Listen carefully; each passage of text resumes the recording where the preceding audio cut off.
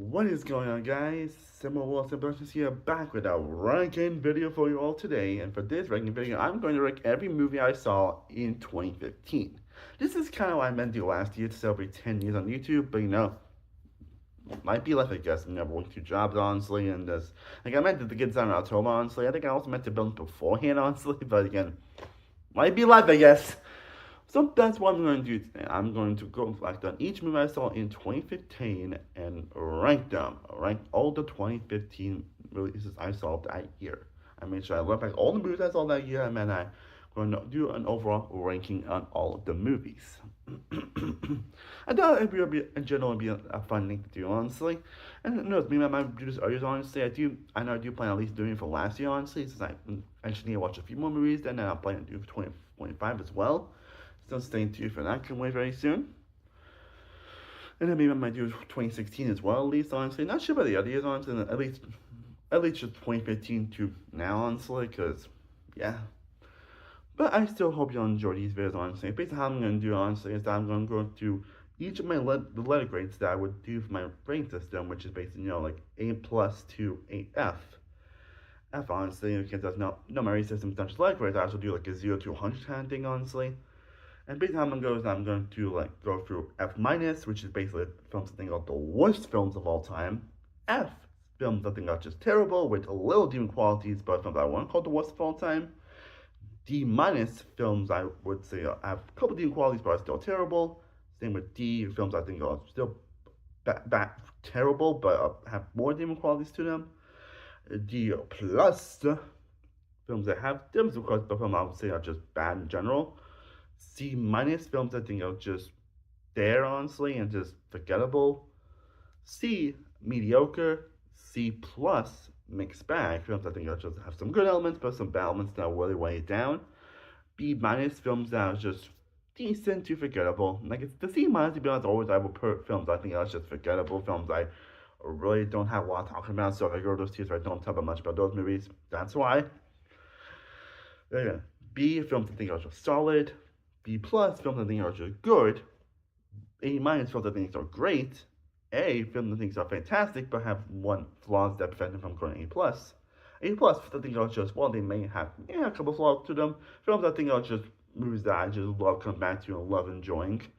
And of course, the A plus here, films I would think I would put on my favorite films of all time. And that's what I'm going to do for these two lists, honestly, probably, honestly. And also, let me know if you guys want to see me do more of this content for my future rankings down below in the comments. And I'm sorry if there's some movies I don't have a lot to say about, or don't talk about too much about, but honestly, we're talking about 140 movies, honestly, I don't want to make it feel too long. And I think that would make a lot of sense, honestly, so. But it's definitely looking back at a lot of the movies I watched in 2015, honestly, because it definitely was an interesting year when it comes to some of these movies, so. I hope you'll enjoy, honestly, and definitely let me know what are your favorite movies from 2015 down in the comment section. And do you plan to do also some short 2015 when we'll talk about my overall best and worst, and then my most underrated, disappointing, and all that stuff, so stay tuned for that. So, enough around the bush, let's rank every movie I saw in 2015. Now, in total, in terms of films released in 2015, I saw 141 films I saw in 2015. And some I actually seen more films than other years, honestly, so yeah.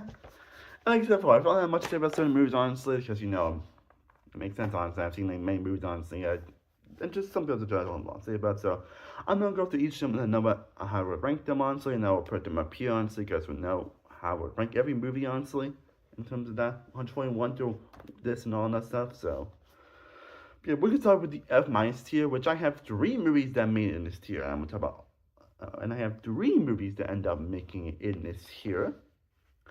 And these are pretty much my same top 3 in my original list, actually. It's the same top 3, actually. With the worst, I know 141, still being Fantastic. I don't think I need to say why this movie is the worst, honestly. Like, it's Fantastic. One of the biggest blockbuster disasters of all time. A film that shocked me with how terrible it was. Like, it generally shocked me. Because it had a great cast, great director, had so much to actually be a good Fantastic Four movie. I do still enjoy the Fantastic Four movies, that I will make the great movies. Yeah, this movie was just a disaster on all fronts. It was boring, drab, and felt like the actors weren't trying, honestly. Dr. Doom was laughable here. Again, I don't even tell you about all the production stuff that happened in this movie because I think that's common knowledge at this point. And I'm happy we finally got a good Fantastic Four movie that came out earlier this year. Thank God on that. But yeah. Again, this was, I still think it's my least favorite superhero of all time. This one I think is in general my least favorite superhero of all time. Not the worst superhero movie. Again, I actually don't know why we're picking that, honestly. But in terms of just least favorite, it's definitely Fantastic. And how I was still putting on top 5 worst, honestly. Then we got number 40, which is 50 Shades of Grey, which, again, still was my second worst, honestly. I still don't love these movies. Like, they're probably some of the worst romance movies that come out in the 2010s and possibly ever. And I know this franchise does have its fans, honestly. I have to apologize if it does fans, honestly. I'm not saying, like, don't enjoy them, honestly. But me, I just think they're abysmal. Because they spent the worst elements of romance movies that came out around this time. Having, like, a terrible female lead that just feels like all these needs a man to make it feel, again, doesn't have no personality beyond that. And just a man that is just a flat-out asshole. And Christian Grey is probably up there as probably the most unlikable love interest of all time. And we got some terrible ones, honestly, get to talk about the other years, honestly, but because once we got the Kissy Booth and after movies, so that's saying something, but yeah. Christian Grey is probably the most unlikable male love interest of all time. Like, he is terrible. Again, some of the stuff he says, and some of it actually gets worse in these sequels, actually. So I think it's more tame here, honestly, but yeah, they just don't have any chemistry at all. The film is just boring from beginning to end. It doesn't even do what it's supposed to do and make you feel sexy and have sexy sequences. That's, the point of 50 Shades of Grey, which is partly that, if I'm not correctly, it's actually based on Twilight fan fiction. And that's definitely not a good sign. They even fail doing that. They even fail at being sexy. When you fail in your Twilight demographic, you know you're damn fucked up. But yeah, I don't know much to say about this movie outside from that movie. It's just terrible. It gives romance movies a bad name. And then we get to the third movie that made in this F- tier. And so this is not the first terrible comedy you will see on this list. And this is somehow the worst one, and that is Paul Blart Mall Cop 2. Paul Blart Mall Cop 2. I told you this movie came out, honestly. And I did not rewatch most of these movies, honestly. I think there are a few I did rewatch, but obviously, we're talking about 141 movies, honestly. Why do we watch all these? Just something to tell these on. Like, yeah, they're still terrible, so bear with me on that, honestly. But I still do remember some details on these movies, honestly. It's enough to I still remember what they were like. Just give you a fair warning. But I'm someone that actually kind of enjoys the first Paul Blart Mall Cop. I say that's more of a guilty pleasure than anything. But the sequel, it took the worst elements of that movie and just amplified it by a million, because all it is just like fat joke, fat joke, fat joke, fat joke, fat joke, da, da, da, da. And I remember the story being just so laughable and so, what were they thinking here? Like, it has some of the worst comedy elements ever. Again, it's just like fat joke, falling down joke, fat joke. Like, it's just the same joke repeated ad nauseum for 2 hours. I was honestly, what makes you find that joke funny, honestly? Again, that joke just gets old after a while. But when it's the same joke, honestly. Again, this is a film that gives sometimes gives comedies a bad name, and it was just groaning. I remember being just so groaning through things. So yeah, I would put like Fantastic Four as the worst film this year. I know 141, 50 Shades of Grey, I know 140, and Paul Blart Mall Cop 2 at 139. And now we get to the F films, the films that I think are just terrible, but not enough to honestly I'll put them as the ones. There were a few that definitely were close, honestly. And I had 1, 2, 3, 4, 5, 6, 7, 8, 9, 10, 11 movies that have made it in this tier. And it definitely was debate on what films actually were, because it seemed like movies that just don't have no dream quality. But honestly, it's just ones that offend me the most. And the first one I'm talking about is Gem and the Holograms, which is a film I knew that was terrible, but it's one of the reasons it gets worse the more I think about it. Like, I never watched the Gem show that came out in the 80s, honestly. I still haven't. But yeah, it just felt like a weird adaptation, and it's a boring, band getting together and all that stuff, honestly. And for people that have watched the show, honestly, it's kind of an offensive take on Gem, honestly. And the characters are just unlikable, not that interesting. It's just a boring mess, honestly. Even the music's not good, honestly, and that's when you know you fucked up. So yeah, Gem and the Holograms is mean, definitely I debate putting F minus 2 honestly, but I didn't hate that much to why I plan to just put it in F tier, but it's still a terrible movie, and it's just a slog. That's probably why it honestly is the 130 honestly, it's just more of a slog. And then we have Pan, the Peter Pan prequel, and that movie that gets worse the more you think about it, because I don't remember being the top 5 on, so I don't know if it made my original whistles that year actually, but yeah, Pan sucked honestly, again, no joy, and I even no joy from this movie, no fun, the wisdom that Peter Pan is known for. Like it still has when we, like it still has some of the most unintentionally hilarious moments out there. Like we have a group of kids singing "Smell Like Teen Spirit" by Nirvana. Yes, I'm not making it up. They sung Nirvana's "Smell Like Teen Spirit" in the Peter Pan movie. I think also did Bliss Creep Bob, if I remember correctly, as well. But yeah, man, some decent talent in this movie, honestly. Again, no one really trying here. There wasn't much joy or fun to be had in this movie. It was just, again, another film that was just amused. And now we get to some terrible comedies that came out. There were some terrible comedies that came out in 2015. First one being Hot Pursuit, starring Reese Witherspoon and Sofia Vergara. Just, how you not do a buddy cop movie? It's just offensive and loud, just not funny at all. I remember not laughing once in this movie. And say with Mordecai. Say with Mordecai, which is, Johnny Depp still shooting stick at the time, honestly, which I think nowadays he's gotten away from, honestly, because, there are reasons for that, but, well, that's a story for another day. But, yeah, I remember Mordecai also just sucking as well, not filming after once, honestly. Just, yeah. And Unfinished Business. A film that just kind of feels unfinished. Like, I'm actually debating also putting that minus 2, honestly, but, it didn't really offend me, honestly. I just found it just painfully unfunny, so it's still in the F tier. Then we have 2 Stalker movies that came out that are on the F tier. Yeah, remember, those are the days where we would get like a string of Stalker movies or fail trash and ripoffs. Yeah. First one being The Boy Next Door, where you see Jennifer Lopez getting stalked. And the movie just, I remember being so laughably terrible, trying to craft tension and just, oh my god. I remember some moments making me laugh my ass off. And then we have The Perfect Guy, which is just a boring Stalker movie, honestly. Again, I remember there being a lot of these type of trash rip-offs during this time, honestly, and I know they kind of lessen nowadays, thankfully, but yeah, they were not fun to watch them. They were not fun to watch.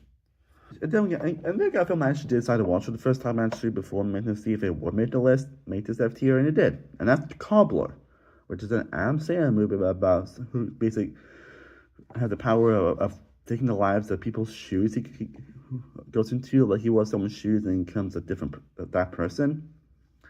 Good concept, all for execution. Just another terrible Adam Sandler movie.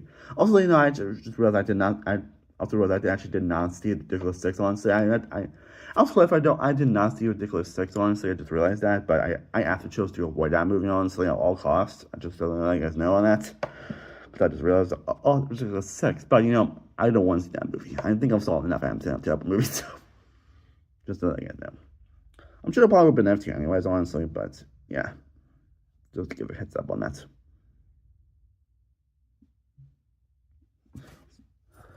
And then we have Paranormal Activity, The Ghost Dimension, which, yeah, definitely the worst Paranormal Activity movie, honestly. They just kept, punting these out constantly. Honestly, and they just get worse and worse and worse and worse. And this is by far the worst one. Not scary, not funny, not scary, not threatening, honestly, for all the same film as the other movies. And somehow it's even worse than at most of these. Then we have Knock Knock, which is also another movie I didn't actually watch. I think I watched it a few years ago, actually, honestly, before doing this tier list. And yeah, Knock Knock is just terrible, someone says, honestly. I'd say it's definitely got an guilty pleasure aspect, honestly, because we see Keanu Reeves and with the whole donut scene and everything is hilarious. And I think this is actually where Andy Armas actually got her. Why? I don't remember Andy Armas actually was in movies before Knock Knock, honestly. Correct me if I'm wrong on that, but a movie basically two women end up stalking him and decide to ruin his marriage, honestly, because you shouldn't sleep with women. You're a shitty husband. When they kind of forced that on him in the first place. And the movie is just terribly hilarious at times. Sorry about that. And the last movie I would put here is The Loft, which I don't remember much about, honestly, but I remember being just a terrible murder mystery movie where the murders were pretty obvious and the characters were painfully unlikable, and just a boring movie in general, so I really don't have much to say about Loft 7 that. But yeah, and like I said, I'll predict how I rank all the movies up here, honestly, but yeah, all these films suck. And now we get to the D-minus tier. Films I think have one or two redeeming qualities, but films I will say are terrible and will not worth your time. And there are 9 movies that made this year. And I might get this a little more quickly than the others, honestly, because again, these are terrible movies, so I probably won't have much to say about them anyways, honestly, just to let you know. But the first movie on here is Poltergeist, which is the remake Poltergeist. Again, I actually did watch the original Poltergeist for the first time, like a few years ago, actually. And it is like one of the best horror movies of all time, honestly. I still have not seen the sequels, honestly, just letting us know, but yeah, this remake sucks. Like, oh my god. Like, man, maybe a couple decent performances that do save and be in the F tier, but it's just a boring draft remake that has one of the worst endings of the year. Just, yeah. Then we have Rock the Cash Spot, where I think Bill Murray was the main lead in the movie, but it's just another terrible comedy movie. Then we have The Gallows, another terrible horror movie, honestly. That also has probably one of the worst endings of the year, honestly. But then it was like not scary, not threatening. Definitely had a concept to it, I won't deny that. But it just has some painfully annoying and unlikable characters, and again, has one of the worst endings of the year. Like, seriously, like, that's probably the worst, honestly.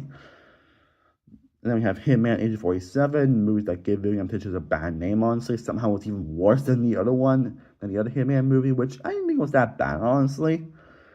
But Agent 47 was just a draft by the main lead's good performance, honestly, and probably some couple decent performances in general.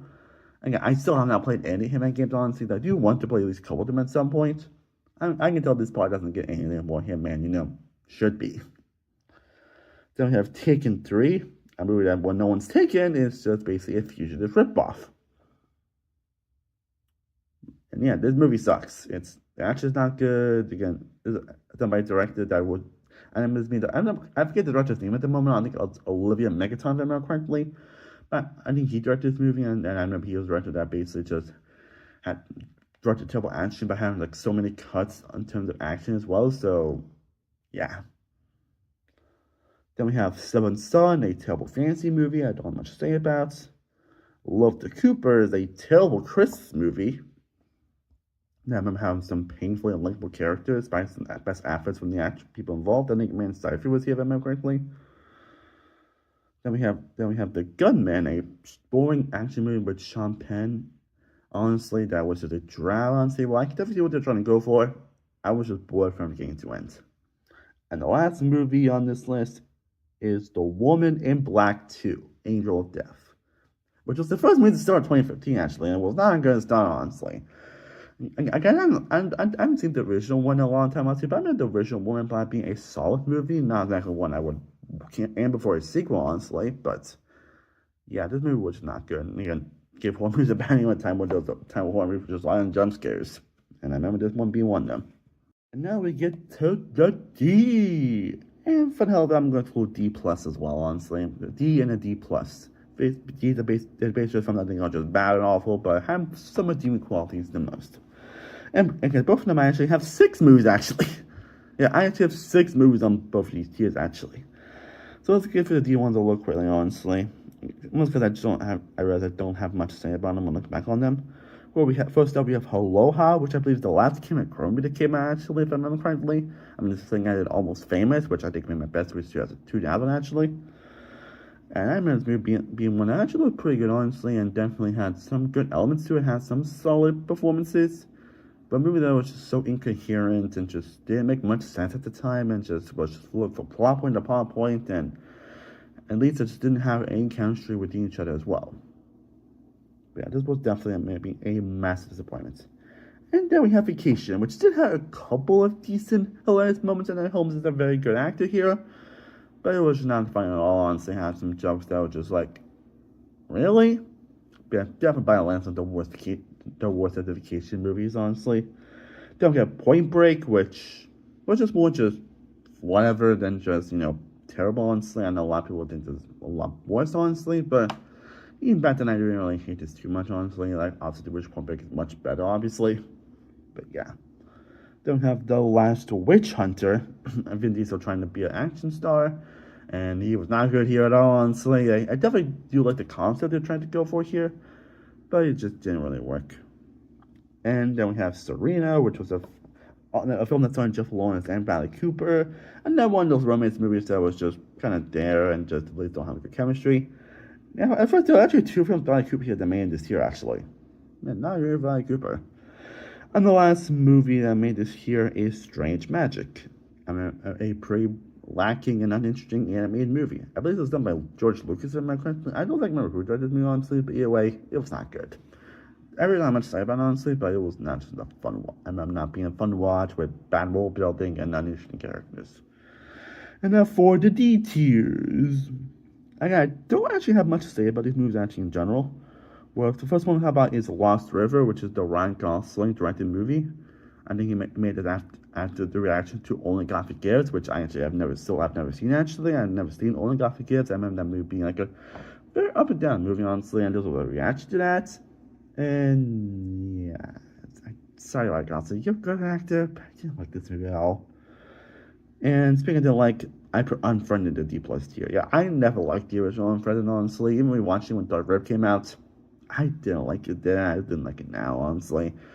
I definitely like the concept of found footage of being on computer screen, honestly. But the characters were just painfully annoying and unlikable, honestly. It definitely had some good moments, but yeah.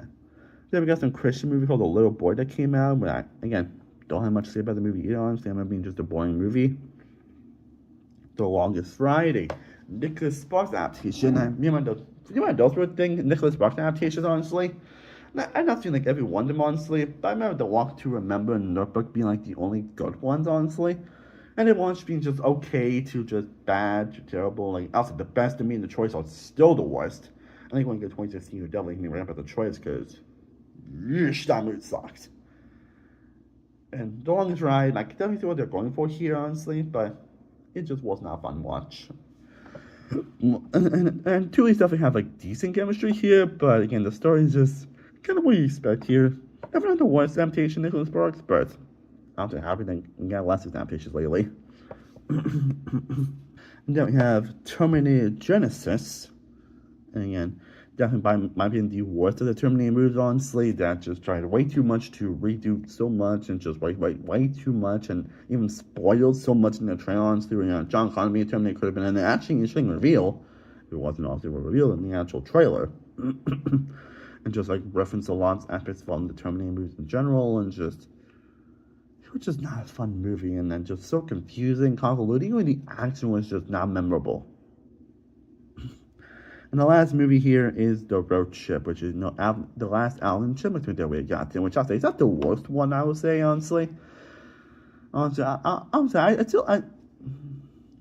it's definitely not the worst one, honestly, but it just has a lot of the issues that the previous ones had, honestly. And it definitely has a bit of a homecoming ending to it, but otherwise, don't have much to say beyond that.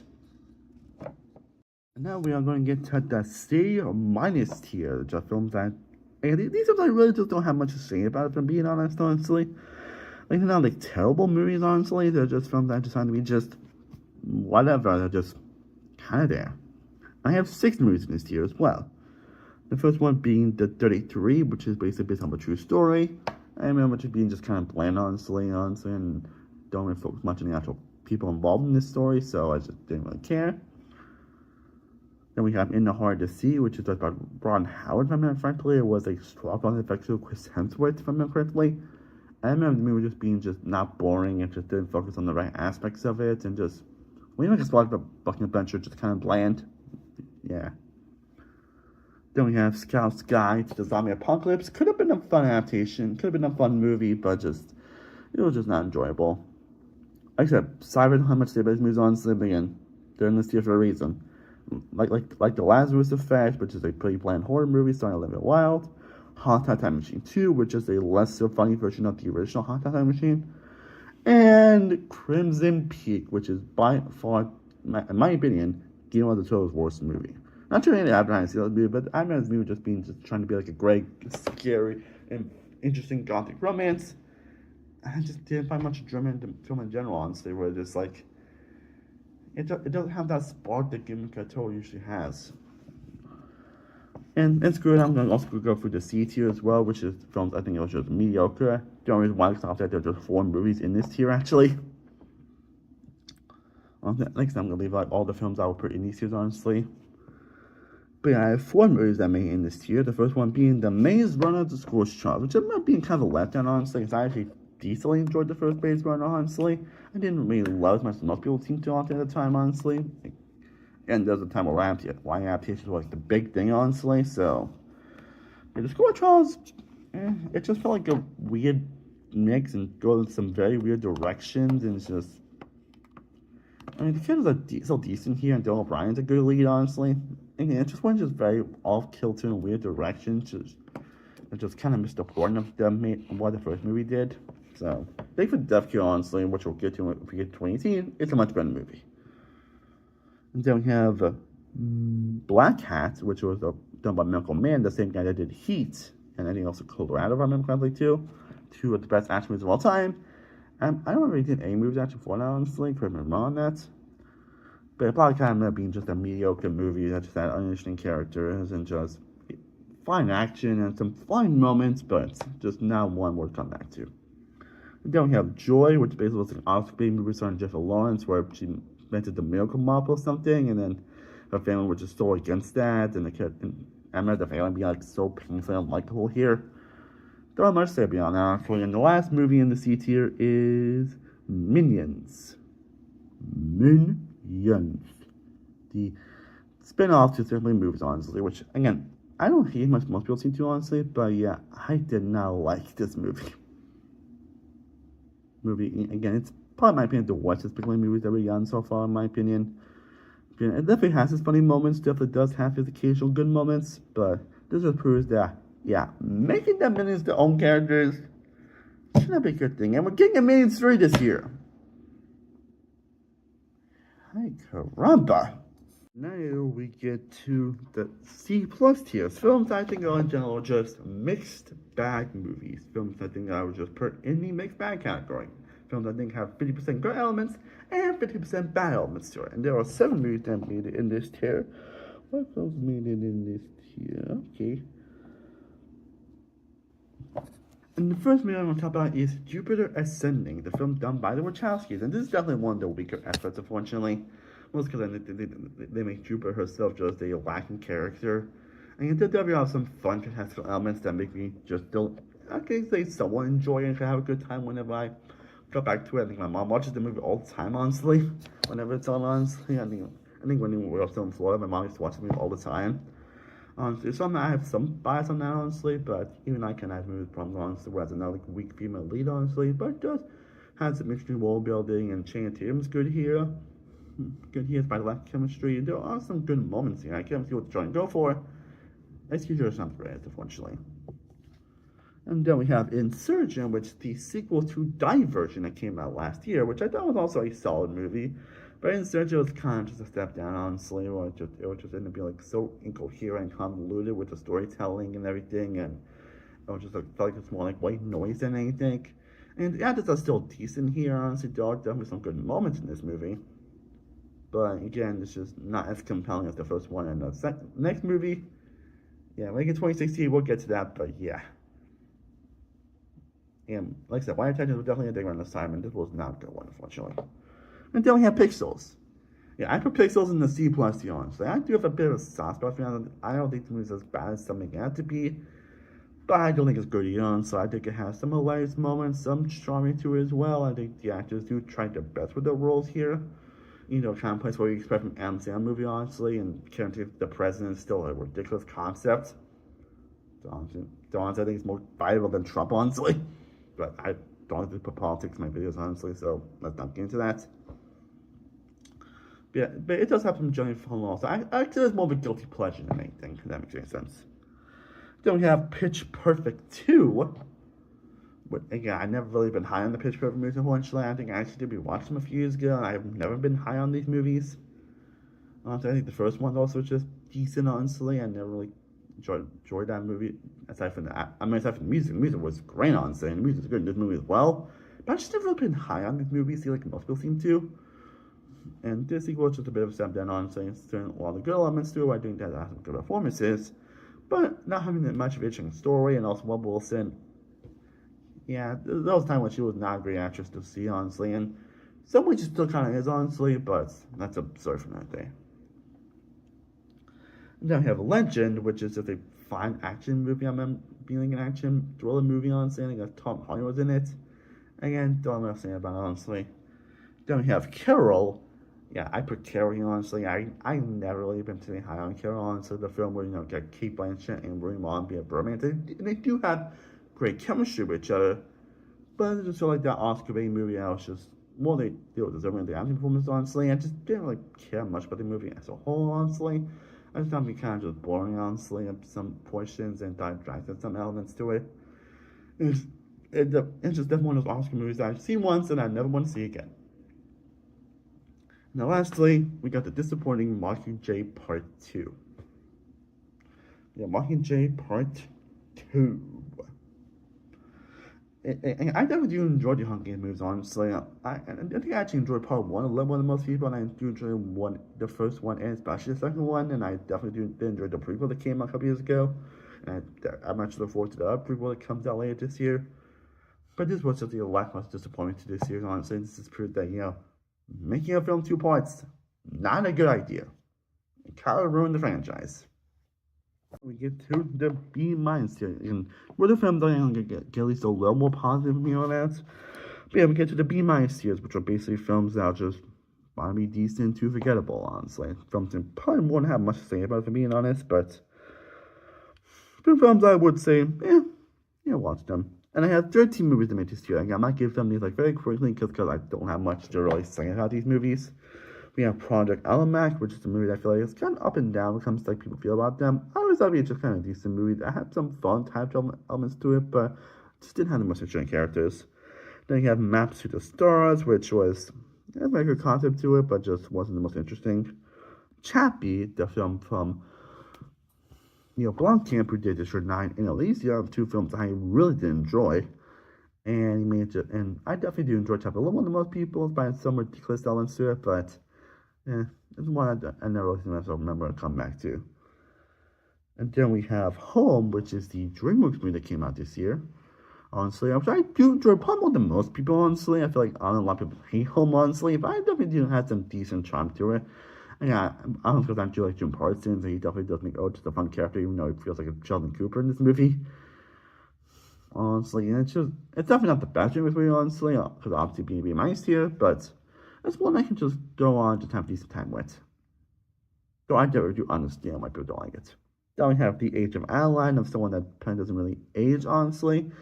And definitely some sweet and touching moments, and definitely looks great, but just wasn't a movie I just didn't really remember it, honestly. And then we have Max, which was a military dog movie that came out this year, honestly. And we're definitely get some much better movie that came out in later years, but I know this movie just being decent. Same with Concussion, which was a Will Smith Oscar bait movie, honestly, which I really don't remember any of the movie, honestly, but I remember being like a decent type of sports movie, honestly, again, some people I just don't remember much about, honestly, so bear with me on that, but I remember being a decent Will Smith Oscar bait movie. Then we have Waking in the Flash, starring Meryl Streep, playing a likable character here. Definitely has some decent moments and does have a nice ending to it, but not much to be on that. Freeheld, which starred Elliot Page and Joy. I don't remember who, but I remember it being like an interesting movie that had some good moments to it, but just didn't really do much aside from that. Same with Truth and Our Brainless Crisis. Again, films that definitely have some good moments to them, but I just don't really remember beyond those moments. And sorry if I don't mention about Truth or Our Brainless Crisis. Again, we're talking about so many movies here, so I remember every single one, honestly. But I remember both being just very decent movies. I think both being very similar movies, but just not many ones I fully remembered. And now I'm going to talk about 2 of the Disney Channel original movies that came out this year: Descendants and Invisible Sister. Invisible Sister probably being the most forgettable Disney Channel movie, honestly. Again, starring Rowan Blanchard and Paris Blanking, and Rowan Blanchard being from Its World, and Paris being from IMED. And basically something happens, and Paris ends up turning invisible, and just what you expect from Disney Channel does come with that type of story. And then we get to Descendants, which definitely had a great concept. Obviously, the children of Disney Channel villains. trying to live in the natural real world and all that stuff. Oh, and I definitely do have some decent fun with these movies, honestly. I don't actually hate any of these, actually, at least not much as I used to, actually. I felt like they could have done so much more with this concept. And also, the music, though, not bad, actually. At least in the first one. And next, we have the B tier. Films I think are just generally solid. They haven't had some flaws that do hold them back from being great, but films I would say I would give a recommendation to. And I have 10 movies that has made it in this tier. 10 movies. And those 10 movies are The Wedding Ringer, which is a movie starring Josh Gad and Kevin Hart. I remember being like a fun watch, honestly, and it still is a fun watch. Not the funniest movie out there, but Josh Gad and Kevin Hart do have decent chemistry. I don't think the women of a treat the best here, honestly, but again, there was some funny moments. Get basically guy just wants the best man, and he hires someone to do Batman services and all that stuff, and then he has a friendship. Kind of really expect the type of movie. I don't know the ending, honestly, but I want to enjoy it all the most. Then we have Get Hard, also starring Kevin Hart and Will Ferrell. I mean, basically, the movie, I think someone's going to jail, and then someone ends up teaching them how to do that, if I remember correctly. I don't know, also being a solid movie. It's not the funniest in the world, but, it's definitely, it's a fun watch. Sorry about that. Then we have San Andreas, kind of a guilty pleasure disaster movie, honestly, because I can acknowledge the movie's not that great, honestly, but, yeah, I always have decent fun in San Andreas. And then we have Magic Mike XSL, probably the weakest of the Magic Mike movies, honestly, but still a fun watch. Watching a Channing Tatum does a great job in all these movies, honestly, and definitely a little more fun and cheeky than the other two movies, but it delivers what it does. Then we have The Man from U.N.C.L.E., which we got Henry Cavill and Mark Hamill starring. I believe this is based off an old spy TV series. Again, trying to be the next Mission Impossible, kind of build that, honestly, and it's also about Guy Ritchie, and definitely has some unevenness to it, and some choppiness in the action at times, but the actors do pretty well their job, honestly, and it kept me some fun moments at times, so that's why it's on the B tier. And then we have The Good Dinosaur, which is the second Pixar movie coming to obviously season 1 much higher on the list if you saw my 2015. That's 2015, but yeah, The Good Dinosaur, I probably enjoyed one of the most people, honestly, though I do acknowledge it's definitely among Pixar's bigger efforts, though it being a B tier shows that, hey, Pixar does know what they're doing, honestly. At least for me, honestly. Like, I'm a Pixar stan, honestly. Like, I'm probably one of the biggest Pixar stans you ever been, honestly. It's where even the weak stuff is one that I can still watch and enjoy. You know, I do have a couple of duds, honestly, like, you know, Brave and Cars 2, obviously, but Good Dinosaur is a solid movie. I always have a good time whenever I come back to it. Not as much as the other Pixar movies, obviously, but yeah, I could spend time a lot worse. Then we have Victor Frankenstein, which is basically like this typical story of Frankenstein, just done by, by the scientist guy that assisted Frankenstein, if I remember correctly, honestly, starring Daniel Radcliffe. It's kind of what you expect Frankenstein at this point, honestly, just done by a different perspective. Doesn't do much to change, honestly, but it's a fun watching to the performances. Then we have Krampus. I mean, there's I think it's the extended or rated version of Krampus, so I'm not interested to watch it yet, honestly, but I mean, it's being a solid movie, but could have been so much better. Then we have Beast of Another Nation, which I don't know how much hotter they'll be, honestly, but it being just a solid movie that has some really devastating moments, but it's the production of a one-done movie. And then what else? Oh yeah, and the last three we have Hotel Transylvania 2. And I'm someone who probably enjoys the whole Transylvania, probably more than most people, honestly. And again, not the greatest from Jerry Tartakovsky, honestly, and apparently getting another one, actually.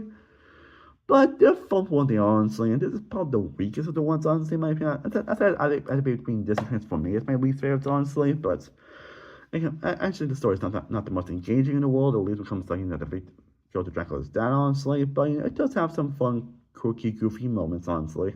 And I feel like I enjoy this movie probably more than most people, honestly, and yeah. And yeah, it's definitely one of the weaker ones, but it's still a solid movie. Now we can get to the B plus tiers, which are films I think are just good, honestly. I can have some flaws depending on me think I fully love these movies, but the films also say good, honestly. And I have 14 movies in that tier. Let's see, oh yeah. The first movie I talk about is SpongeBob Sponge Out of Water, which is the second SpongeBob movie, honestly. And I feel like I enjoy it more than most people, honestly. It definitely is a bit of a step down from the other SpongeBob movies, but it's definitely at least one of the better SpongeBob movies. Like, it's definitely up there with, the sweatpants or the Plankton movie, honestly, like some of the better ones, honestly. Honestly, I do have a decent time with this, honestly. Again, the live action sequences are great, despite only being like the last 1/3 of the portion of the movie. The story's not that bad either, honestly. Definitely has some charm to it. Never been a fan of the Antonio Banderas portions, honestly, unfortunately, because I feel like going way too long, especially with the ending. But I do have some decent fun in this movie. Don't have Everest, the movie that I'm not being like so up and down about, but I feel like I appreciate more as time went on, honestly. As a really interesting movie that has some really heartbreaking moments. Again, piece of Ken Drecker points, but it's Everest, I think, is actually a pretty underrated movie. And then we have Entourage, a film I feel like I probably would appreciate more if I actually do watch the actual HBO show. Honestly, you guys have seen Entourage. Let me know if that show's good. Actually, let me know if Entourage actually is a good show. Actually, but for what it is, it's a good show. It's a good movie. You probably wouldn't need to watch Entourage, honestly, but I would appreciate it a little more, honestly. But it definitely has its fun, charming moments. Then we have The Duff, which is a pretty actually solid teen movie, actually. That actually has a fun concept to it and definitely has some decent characters. Tomorrowland, a film that actually has so much potential for the first 2 acts. I was loving it, and for the 3rd act, you kind of just shit the bed. Definitely a movie that had so much potential with its concept.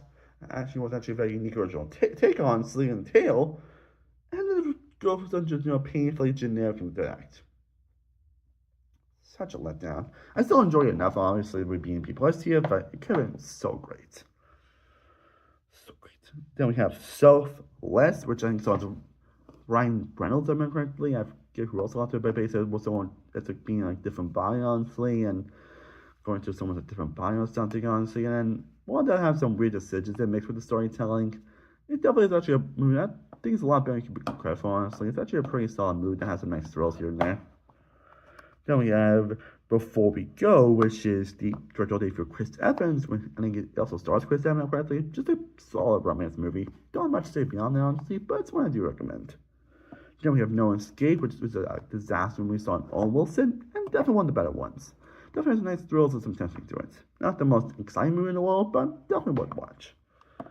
Then we have The Big Short, which is one of the Oscar movies that went out for a lot of Oscars, and again, I haven't seen this movie since it came out, honestly. It's definitely one of those like Oscar movies that I just watch once and never watch again, which is kind of normal for a lot of Oscar movies, if I'm being honest, at least for me.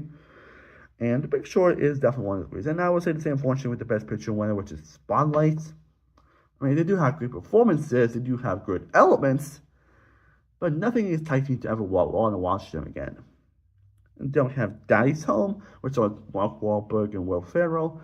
And I feel like I also enjoyed this probably more than most people, honestly, at least the first one. And again, it's a solid movie that has some good laughs. Mark Wahlberg and Will Ferrell have decent chemistry with each other. There's some good, charming moments, some nice horrible moments as well, especially towards the end. And definitely a very weird movie, but definitely a fun movie in general. And let's see what else. Then we have Spectre, which is the Daniel Craig Bond movie that came out this year. There's around time, honestly, why now watched much of the Bond movies, but not have you watched all the Bond movies. I think I watched them actually when COVID started, actually. Honestly, so I now more appreciate a lot of James Bond movies, actually. And Spectre's definitely on the weak if it comes to like Daniel Craig movies, but it's something I still enjoy, honestly. I just didn't really care much about some aspects of the story, honestly, and the Crystal Waltz reveal. Honestly, it can be a bit janky with storytelling, but the henchman stuff is, but Dave Bautista does a good job here as well. Daniel Craig is still great here. Again, love interest definitely one of the better love interests, especially because we saw him come like another the guy, makes him much better here, played by Eva Mendes. The action is still pretty solid here. It's not the most exciting Bond movie, mostly because of the story, but it's still a good movie in my opinion. And then we have Jurassic World, which again, again definitely has a lot of issues to it, but it's definitely a fun, big, goofy blockbuster.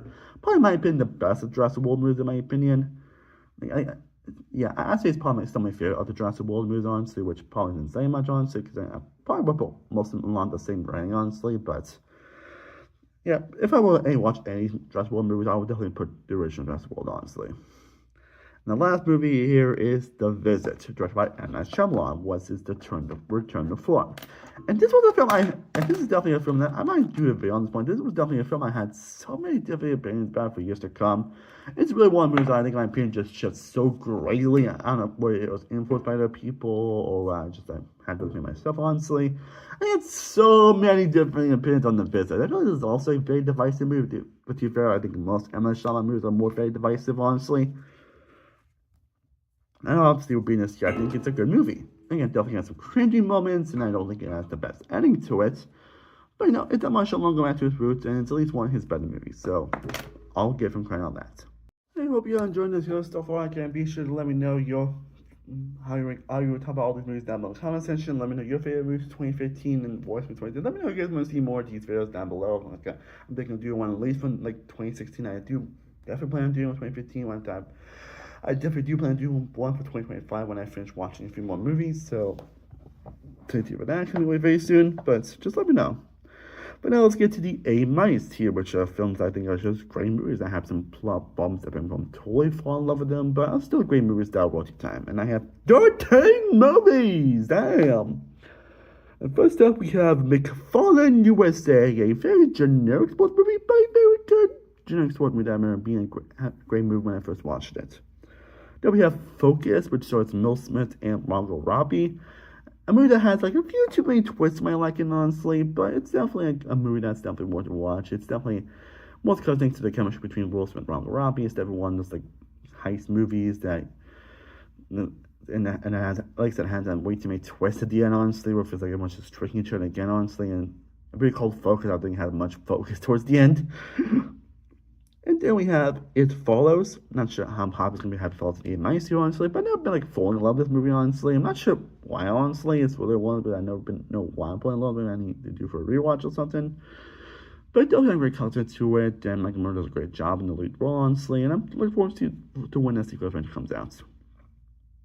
And then we get to Run All Night. Definitely one of the better Liam Neeson action movies to come out around this time. Definitely a bit of a Hollywood story to it, but it definitely is a fun action movie that has some great action set pieces and some pretty solid characters to it as well. Then we have Barely Lethal, which stars Harry Steinfeld, a 24 movie. Don't have much on this, to be honest, honestly, but I remember being a good action movie that Harry Steinfeld definitely delivers here and definitely has a nice story to it as well. Then we have Furious 7.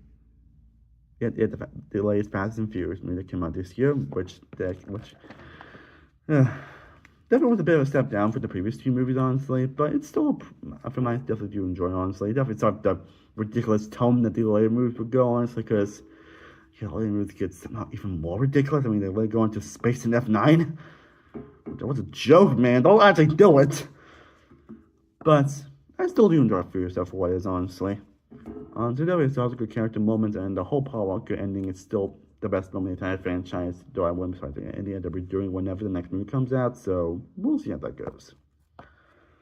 And then we have Mr. Holmes, which is a Sherlock Holmes movie starring Ian McKellen, which I think is actually a pretty underrated movie, honestly. It definitely is a different take on Sherlock Holmes, honestly. I think it's more one of him, if I remember correctly, I think it's one of him just remembering this and that, honestly, because he's in his old age, honestly. And I really like that, honestly. Not the most exciting Sherlock Holmes movie in the world, but it's actually worth watching, actually. Then we have American Ultra, which stars Jesse Eisenberg and Kristen Stewart. And I remember this movie being a really fun watch, but Jesse Eisenberg and Kristen Stewart have really great chemistry. Kristen Stewart especially still never seen Neeson. Tom Cruise was fine here, but his scenes really do drag the movie, honestly. And then we have Black Mass, which supposedly is based on a true story, honestly. I think the only thing that brings this doing down, honestly, is the fact that there is no one to root for in this movie, which I know that's the intention here. It does make the movie less exciting and gross to watch, though Giant does give an incredible performance here.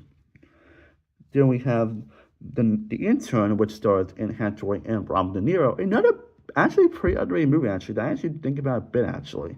It's a very simple movie, but a very nice movie. Anne Hathaway's character I think a little unlikable at first. She definitely does grow a lot throughout the movie, honestly, and she and Robert De Niro have really good chemistry. Again, it's a very simple movie, but a very fun movie. I do recommend.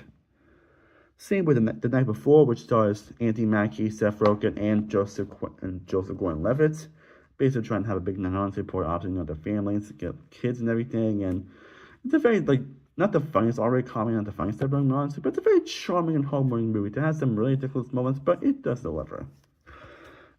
Same with Sisters, honestly, which I think stars Tia Fey and Amy Poehler, if I remember correctly, honestly. It's just, again, not the funniest movie in the world, honestly, but a very charming movie as well.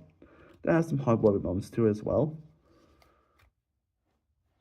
The last movie we'll talk about here is Ant-Man! Ant-Man! A film I wish I could put higher on this ranking, honestly. I wish I could put an 80, honestly. That film though really does bring it down, unfortunately, even after obviously Quantumania, but it's still a very fun, rewatchable movie, honestly. I think it's a great counterbalance to Age of Ultron, and the fact that the film still ended up being as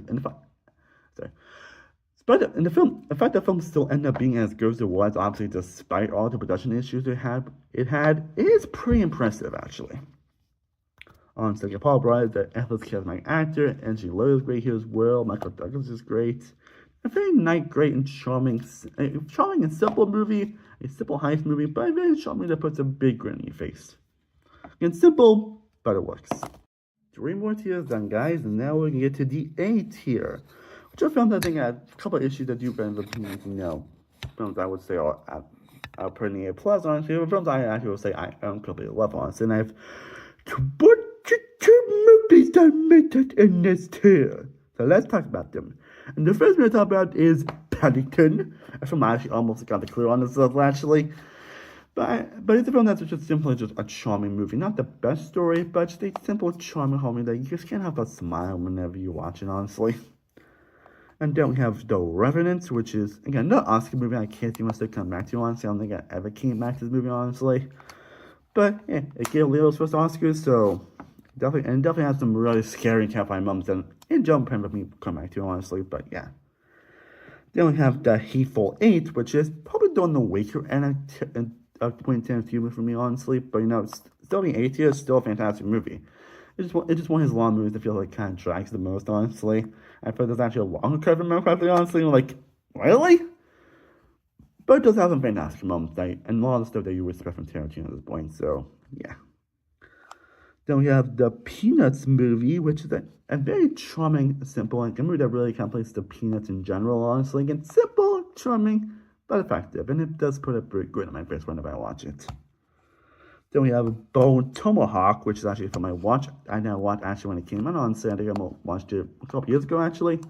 And it's actually from a director that actually did 2 later movies called Brawl and Cell Block 99 and Drunk House Concrete, 2 films starring Mel Gibson that I would highly recommend checking out. Like, all these movies, I think, is Greg Gonzalez, I believe, I remember correctly, honestly.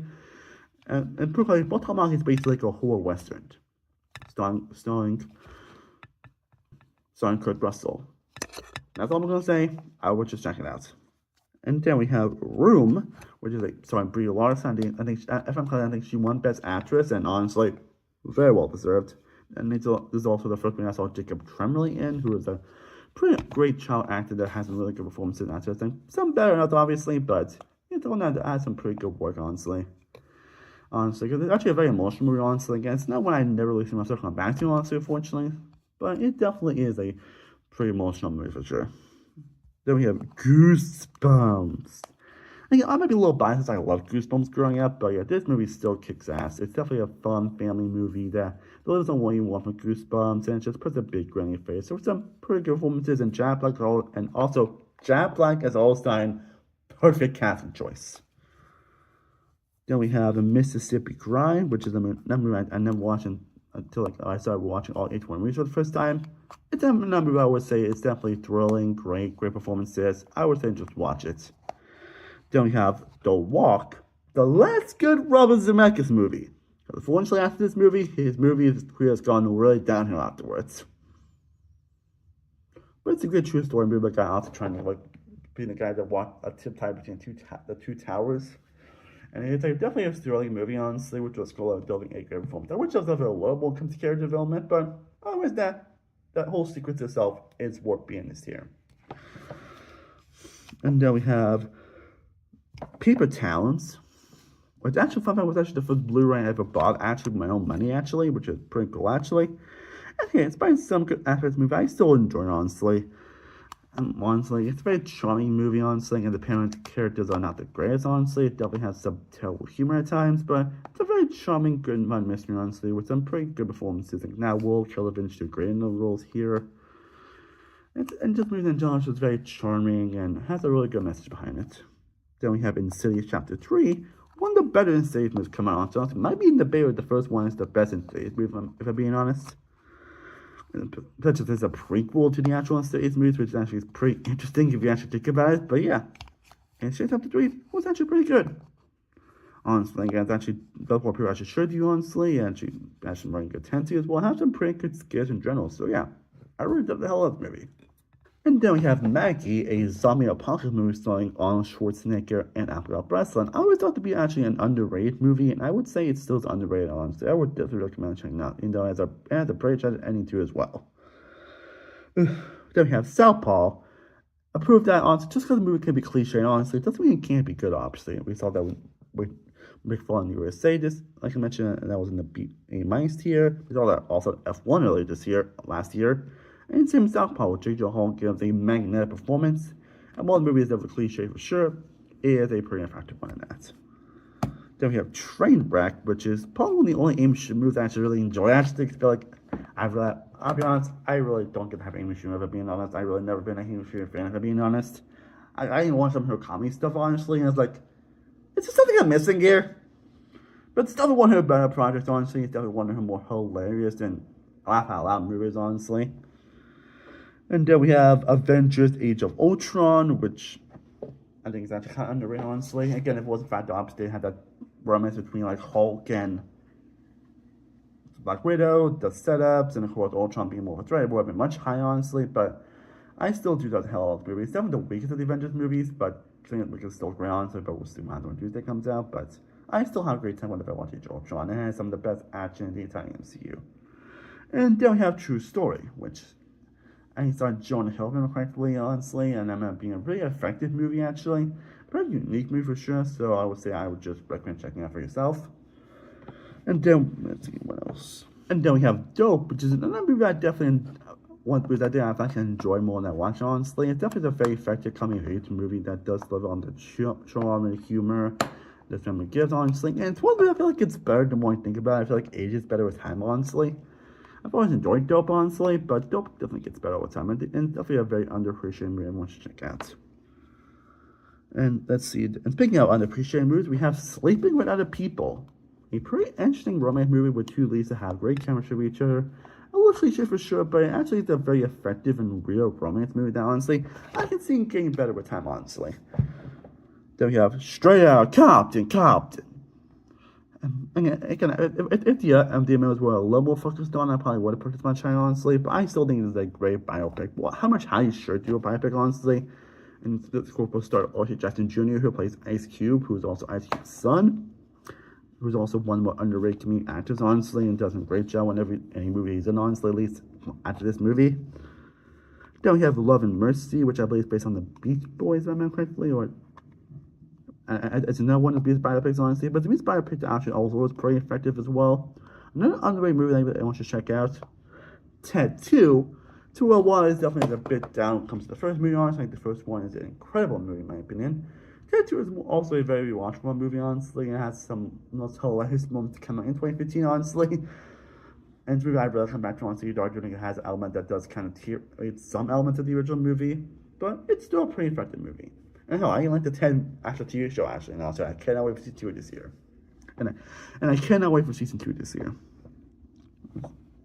And the last movie I'll talk about is Ex Machina. A film that kind of got down a little bit over time, honestly. I think I'm going to be in my actual top 5 and top 10, actually. I'm not sure why, honestly, but it's still a great movie, honestly, which again, they're giving one hell of a performance. I feel like I still think she should have gotten that over this than with The Danish Girl. Which is a movie I still haven't seen, actually, but, you know, I've always done other things about that movie, honestly, so. But yeah, Ex Machina is still a great movie, honestly. I'm not sure why I got down over time, honestly, but it's still a great movie. Still definitely a good movie from Alex Garland. It was his virtual debut, if I remember correctly, so. It's a perfect movie, honestly. It's definitely a very effective and great movie. Two more tiers left to go. Now we get to the A+ tier, which are films that just think are just some of the best movies come out in 2025, honestly. And we have 12 movies that made this tier, honestly. And I'm just going to put them in order of where I put them. These are, in my opinion, the best movies I saw that year. The first one being Bridge of Spies, which is a Steven Spielberg movie, honestly. Well, I won't put it on the top tier of Steven Spielberg, honestly. It's still a pretty tough to throw, honestly. One I think has aged a lot better, people give credit for, actually. Then we have Steve Jobs, which admittedly I've not rewatched since it came out, honestly, but I just remember being like a fascinating biopic on Steve Jobs, going through individual points of the life. I think it's more elevated thanks to Aaron Sorkin's incredible writing and deep performances from the actors. My favorite man definitely deserves a good nominee for sure. Did he win, honestly? I don't actually remember, actually, but yeah, fantastic biopic. Then we have Sicario. I remember there actually was a time where I actually did not like Sicario. Yeah, I might get this in an interview at some point, but there were some movies like when I was starting YouTube that I decided to say I didn't like or I just didn't enjoy just to appease other people or just to agree with other people. And that's a story I'm not planning on anything. That's just autism on the brain, honestly, but that's a story for another day. But nowadays, while Sicario is not exactly its most rewatchable movie, it definitely is a thrilling movie with incredible story, gripping moments, and fantastic performances. And then we have Spy, another great comedy by Paul Feig, actually. I actually still do enjoy this movie. It's a good rewatch movie, and Most Conti is one of Conti's better movies to come out, honestly. Like, damn. Like, when you actually get Most Conti actually good material, actually, she can actually be pretty hilarious, actually.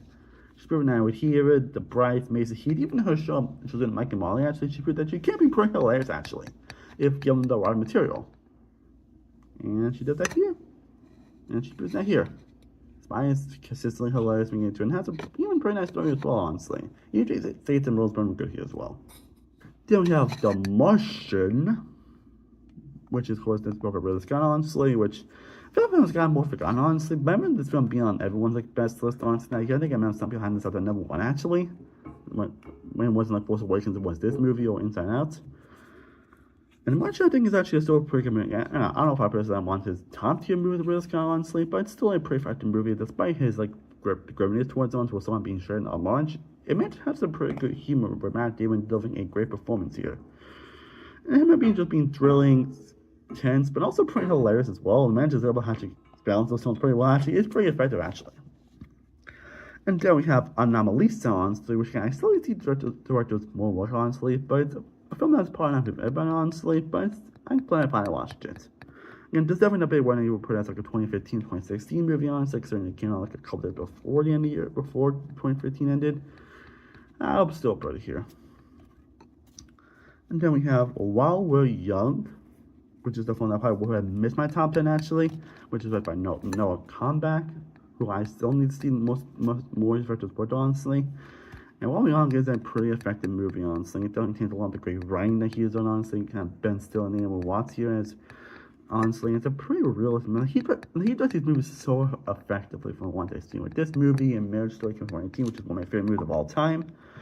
Even some match with Jake Kelly, honestly, which is definitely one of the weak aspects, and I'll talk about more on them in 2015. But again, this is a film that just barely made my top 10. And now we get the films that actually wouldn't make my top 10.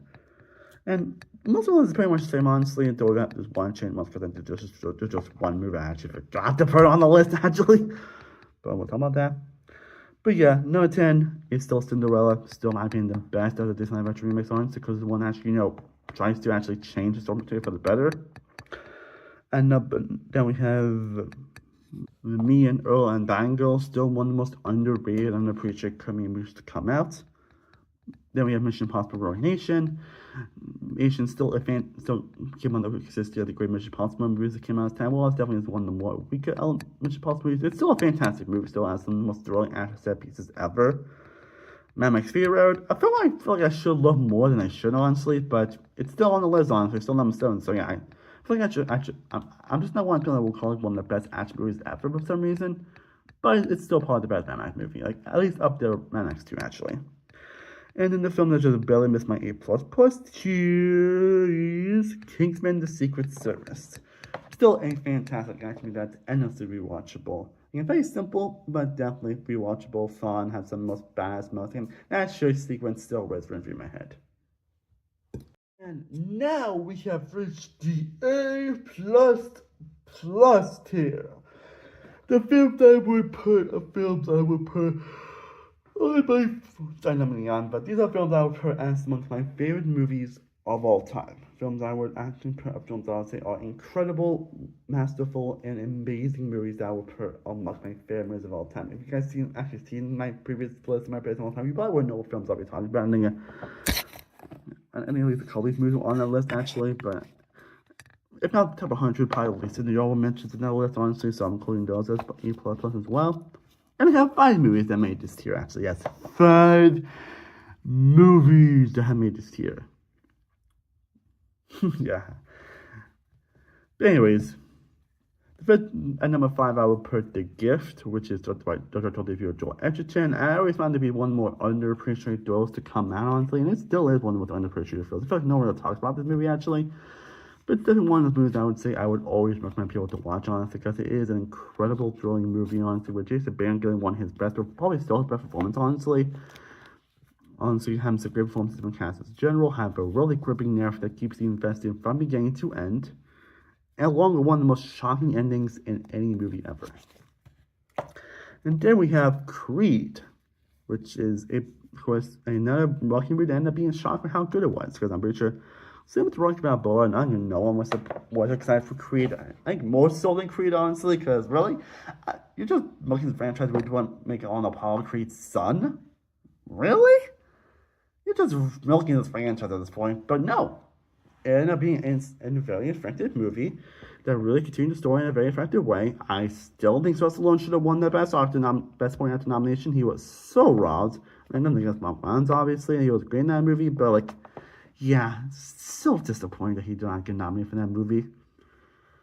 Honestly, but it's a pretty effective movie. Still definitely in top 3 best in the franchise. I can still debate between this and Rocky Balboa, the second best. I guess the original Rocky still the best, obviously, but I still debate between the original Rocky Balboa, between the two Rocky Balboa and this as the second best, still the third best in the franchise.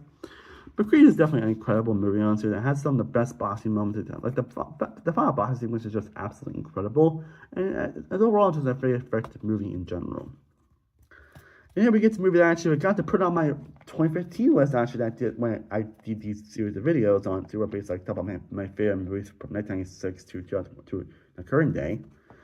And I realized I've got to close movie on the actual list, if I remember correctly, and that is The Last 5 Years, which I think I will now put on my top 100 movies of all time.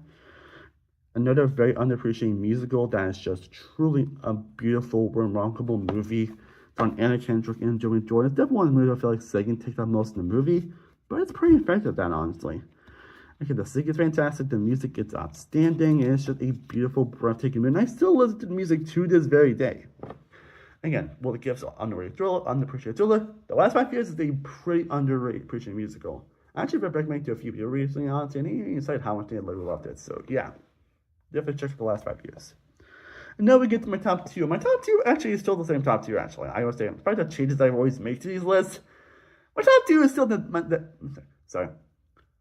my top 2 is still the top 2. With number 2 being Star Wars: Force Awakens. Yes, I do plan to make a Star Wars ranking. So my later this year, I'll do an update one, so I'll get more into my thoughts on Force Awakens when we get there.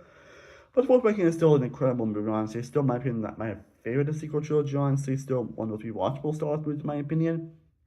But my number 1 favorite movie 2015, still my favorite movie 2015, is Inside Out, which is not only my favorite Pixar movie, it is my favorite anime movie of all time, and I think still I would put it in my top 5 movies of all time. Probably, honestly, potentially.